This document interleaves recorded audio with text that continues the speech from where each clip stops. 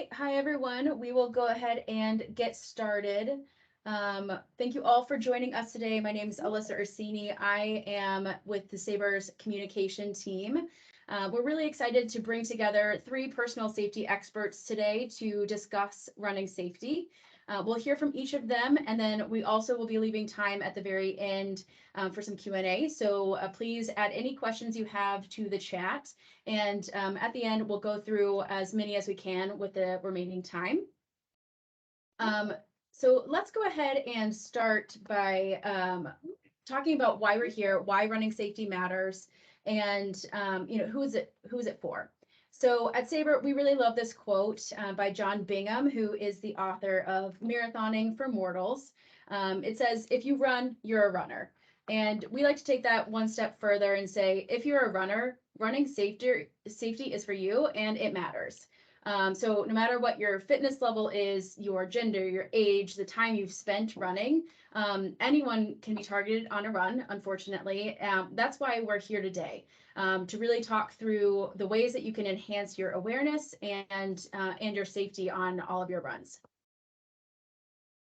So this stat here will likely come as no surprise, but a survey that Runner's World did in 2021 found that 1 in 4 women are regularly subjected to harassment on runs. And that's saying regularly. We would bet that if they were asking if anybody had ever been harassed, that number would be a lot higher, if not 4 out of 4. So it's unfortunately a very sobering statistic.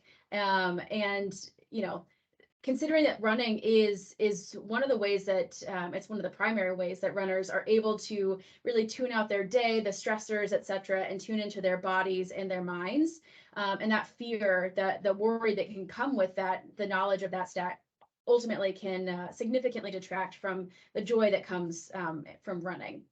So our mission at SABRE is to help everyone live their life confidently and to live life their way.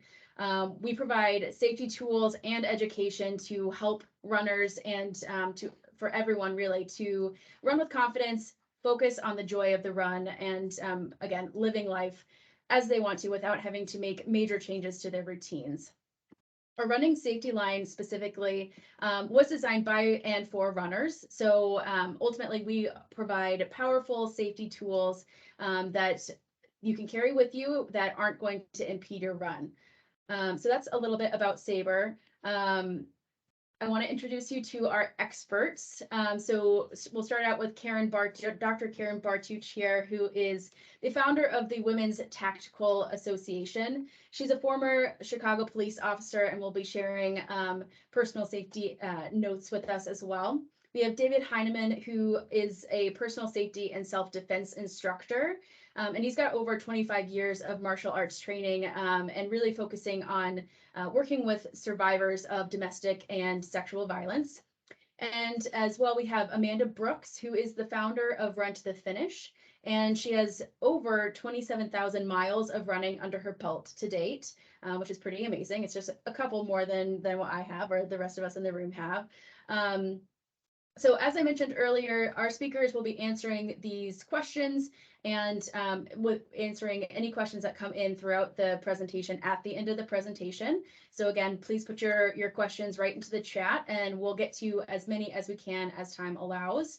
And for any questions that we're not able to address today during our time, be sure to follow SABRE and these experts. We have their handles here for you to start following them. We're happy to answer any questions on social media as well if we're not able to get to anything that you have specific while we're in our session today.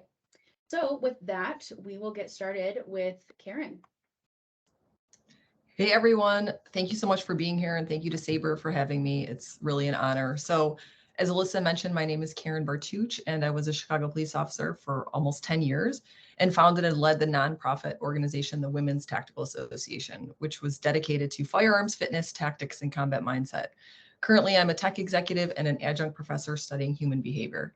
So today I'm going to speak about my approach to personal safety, which is derived from my experience and training as a police officer, which I've carried over and continued on in my civilian life. So we're focusing on running here today, but what I'm going to cover applies to all aspects of your life and safety. That's why the slide says running safety is safety.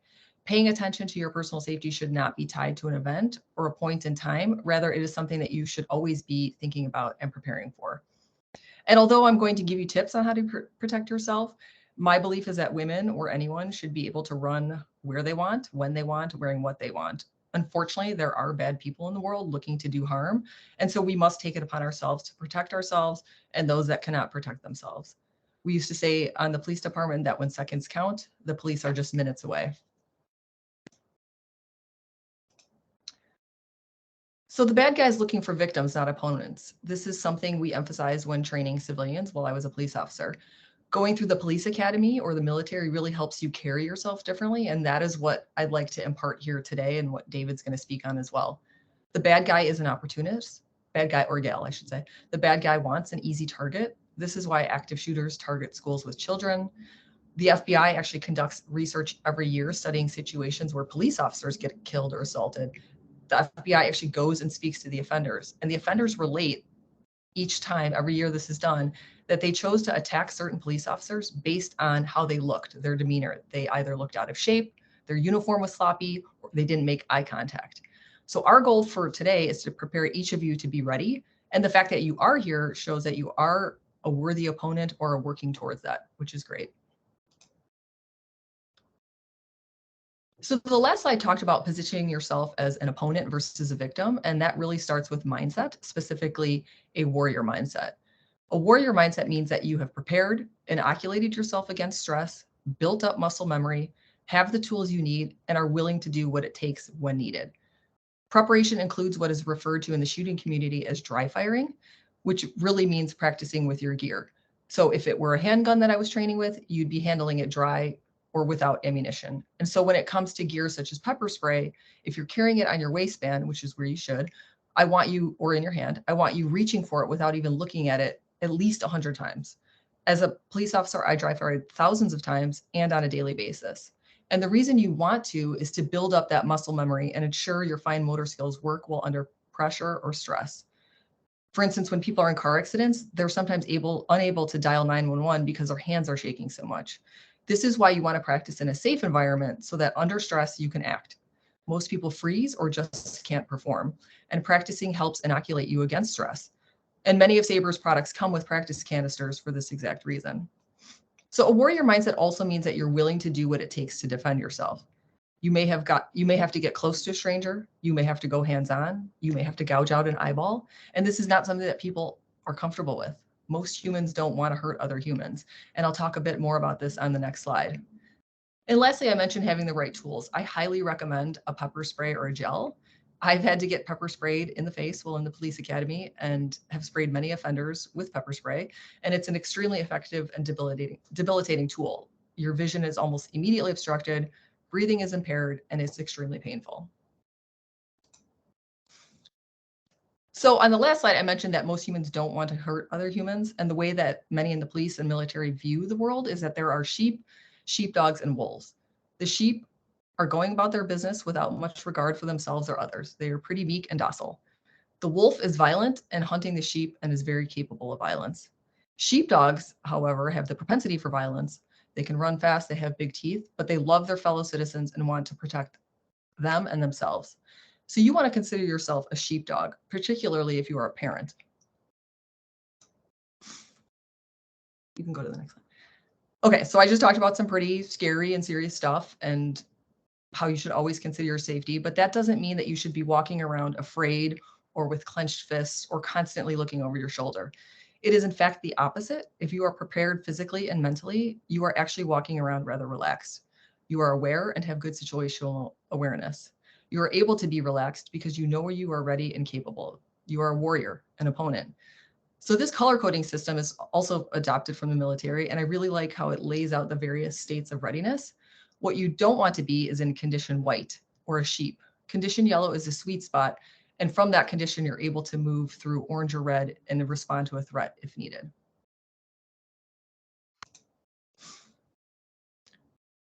Okay, so I've mentioned training and dry firing, and I really like this quote that emphasizes that and really ties it all together. A warrior is fierce because their training is fierce.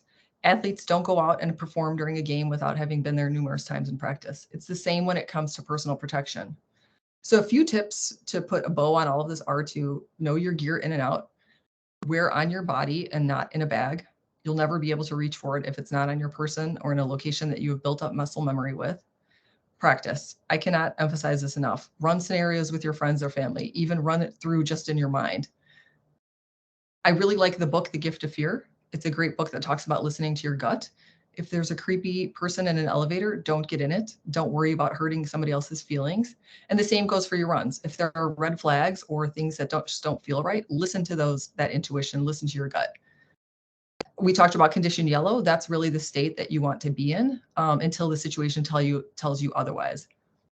When you're running, I advise having one headphone or no headphones, and then to have your phone on you and deploy a tracking app or even SABRE's safety app.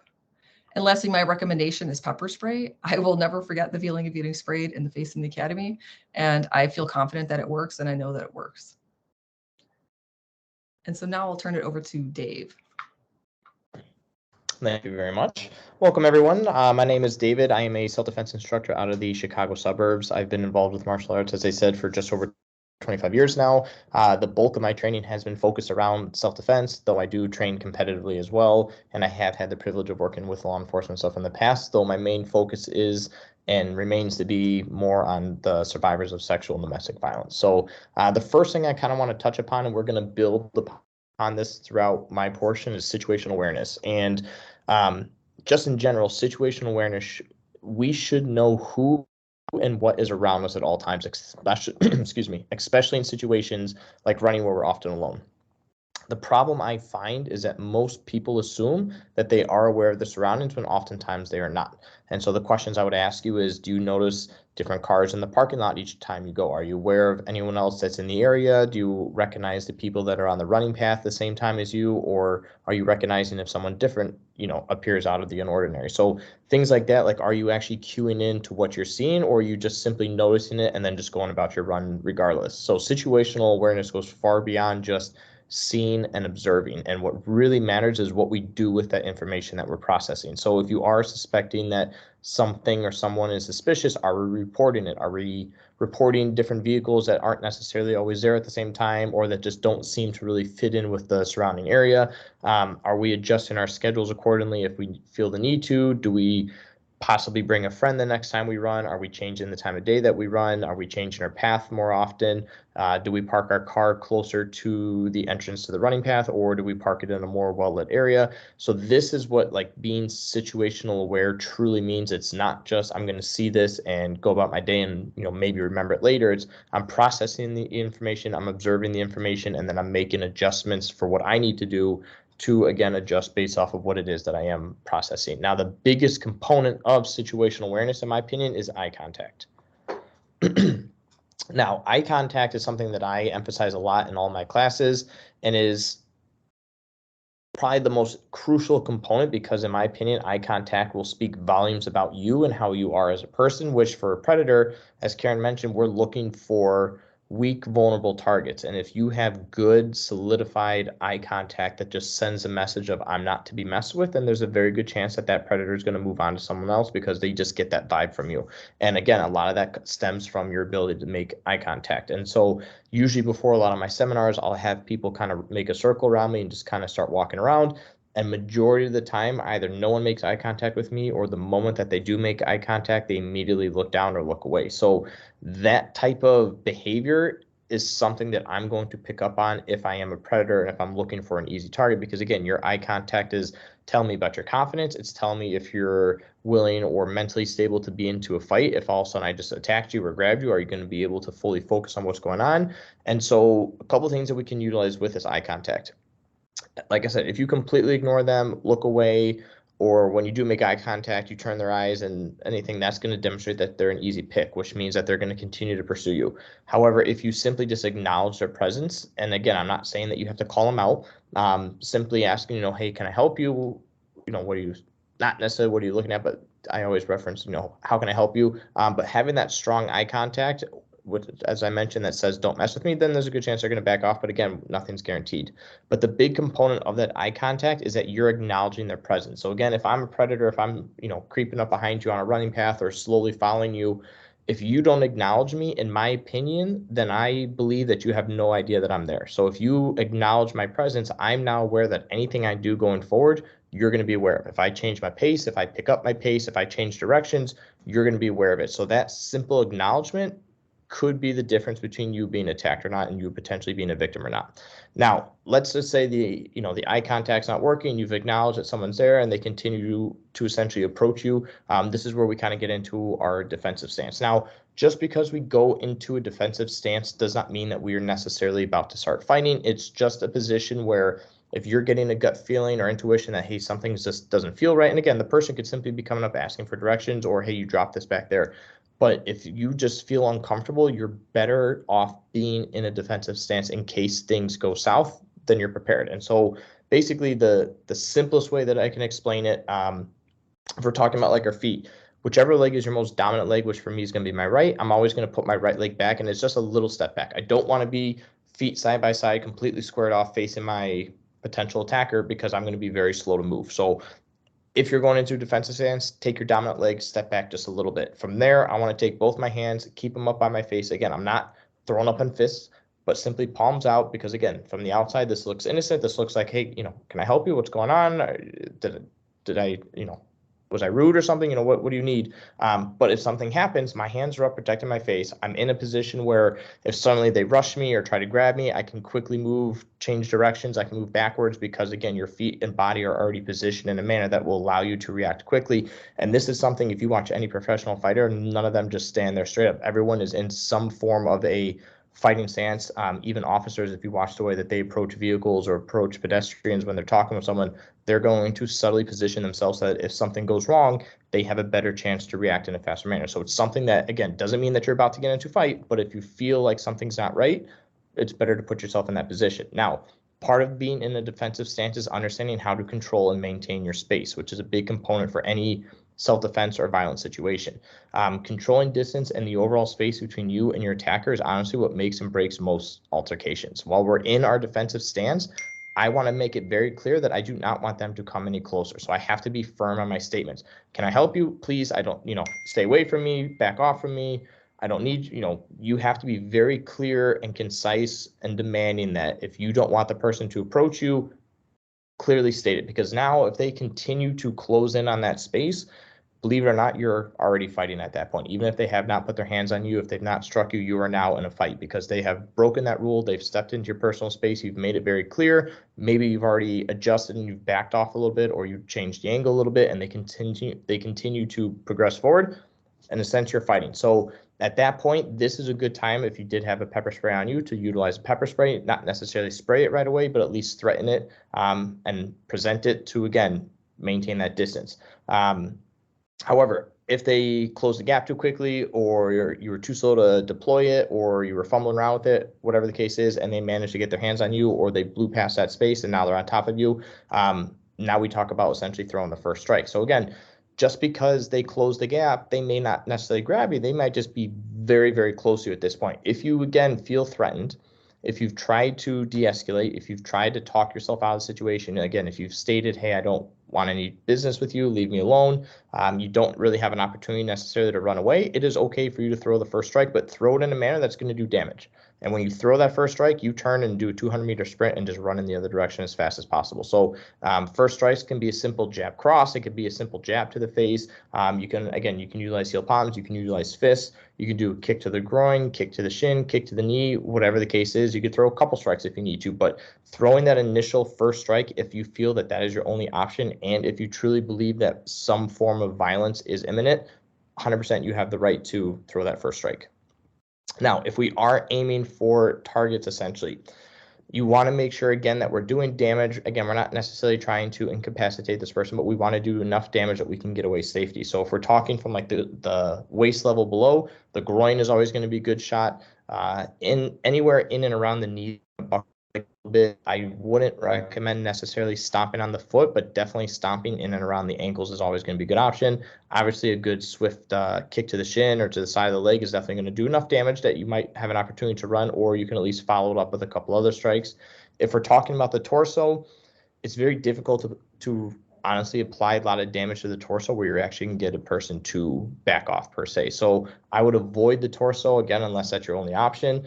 Otherwise, anywhere in around the throat, the neck is always a good stuff because essentially you're going to be making, you're going to essentially give them that knocked out wind feeling. So they're going to be sucking air a little bit. If we're talking about the face itself, anywhere from the eyebrows down. If you start hitting the top of the forehead, the top of the head, the side of the head, you might do more damage to your hands than you're actually going to do to them. So eyebrows down is always just a good reference point. Hit them in the eyes, hit them in the nose, hit them in the mouth. And again, you're not necessarily looking to continue hitting them until they're done for. You want to hit them to give you an opportunity to run away. So do just enough damage that you need to where you can turn, take off running. And again, we just take off until we get back to our cars, get to a well-lit area, get to safety, but you're just going to keep running until you get somewhere safe and comfortable. How we hit those strikes, I always recommend a good fist. Again, this depends on your experience and your comfort. If you're looking to make a good fist, roll your fingers down, put your thumb across the front, keep your wrist straight and tight. This is a good option. Again, you can do a lot of damage with it, but the nice part about utilizing a fist is you can also utilize a hammer fist. I can utilize a back fist, so you do have other opportunities with that hand to strike. So again, you can just kind of go like a wrecking ball and start hitting them with a closed fist, and you'll do plenty of damage. Heel palms are always good. Again, just pull your fingers back, expose the palm. Otherwise, if we're talking like hand strikes, elbows, forearms, back of the elbows are always going to be damaging. And then obviously utilizing your knees and feet to just pretty much put pressure on their legs and the groin, just put as much pressure as you possibly can. Now, if we're talking about escaping common grabs, and there'll be a couple of videos here playing in the background demonstrating this as I talk about it, but understand this. If you're on a running path, you are not necessarily going to find someone that just comes up and punches you in the face or punches you in the back of the head. Like most times they're going to initially grab you, trying to abduct you off the path so that they can, again, get you somewhere private to where if they were going to progress from there, they have the ability to do so without being essentially interrupted by, others that are potentially running at the same time. So our initial response is going to be dealing with grabs. It could be wrist grabs, arm grabs, bear grabs, shoulder grabs, but essentially someone trying to drag you off the path. So our first and foremost, two things. Anytime someone aggressively grabs you, first drop your weight. Get nice and heavy, drop your hips a little bit because it makes it very difficult for the person to pull you. My recommendation is once you drop your hips, don't necessarily try and fight and pull them back, but instead almost just rush into them, strike them as hard, as fast as you can, because again, you're going to now overwhelm them. Again, they're expecting some resistance, but they're also expecting you to be easy. So if all of a sudden you drop your heavy and then you just come out exploding, screaming, throwing punches, knees, it's going to catch a lot of attackers off guard. The second point to that is anytime someone grabs you aggressively, hit them first. There's no reason for you to sit there and fumble around trying to break grips. If you have a hand free or a leg free, immediately start throwing strikes and then worry about escaping the grips at that point. But your first and foremost is to apply damage, because if I just see you fumbling around, I'm just going to hit you, take you, and do whatever I want to do from there. So get the upper hand, get that first strike in there, and again, make those strikes count. So again, all of this essentially can be avoided by having confidence in your ability to protect yourself and understanding that you do have the capability to protect yourself, even if it is against somebody bigger than you. Understand that being aware of your surroundings is not enough. You have to process and actually take action with what you are seeing. So again, changing up your path. If you see something that just doesn't look right, or if you see someone or a vehicle that just doesn't fit in with your area, doesn't hurt to report it. At the very least, it's going to come back clear and you're good to go. But at least just putting that stuff out there, pay attention and get to kind of recognize who and what is around you all the time. If you run at the same time, you should start recognizing certain vehicles and certain people. So little behaviors like that will allow you to be more alert when you need to be and relax when you need to be, rather than running around paranoid the entire time that someone's going to come up and grab you. So understanding how to utilize situational awareness to prevent altercations from happening in the first place is definitely the best way to go. And then obviously if something goes south, fight as hard as you possibly can. So I've been running for 20 years and I've been a coach for 10, and I don't know how many times I've heard, but I feel safe. And I'm glad you feel safe. I don't want you running around in a state of paranoia. So that kind of, yellow level that Karen talked about, but feeling safe is not a strategy, which is why I really wanted to do this today. And I'm so grateful to them for already providing so many tips. And I hope it's just shifting your mindset a little bit, allowing you to look at things a little differently. A few final tips just to kind of think about. The next slide. There we go. So like I said, just because you feel safe doesn't always mean that you are. are. So keep that awareness all the time. It's, they often say accidents happen close to home. That's kind of, you've let your guard down. You're not as aware. So that's when those things happen. But the other thing I just can't emphasize enough is to keep learning and keep practicing. So you're here today. You've heard David talk about some things you can do, but if you've never thrown a punch, try like making a fist. Go hit some pillows today. Just understand what that feels like in your body. Have a family member grab you from behind and sit. Like, what does that feel like when that physically happens? And them also kind of, you do it to them, so you get that feeling. I think both of them have said that, and it is so important. We don't practice these things, so they aren't going to just naturally, suddenly, spontaneously happen in an unfortunate moment. So you really do have to practice it. And I know a lot of you don't have maybe a self-defense class nearby. So try some of these things he's talked about. Find more videos. David has a ton of videos. And just test out doing some of that at home. Even yelling. So how often do you really yell? Maybe you yell at the kids, but you aren't really just outright very vocally being loud. And I think we have to practice that. And also important to think about what you're yelling. So it's not so much help, because you want to be more in control. So it's, I don't know you.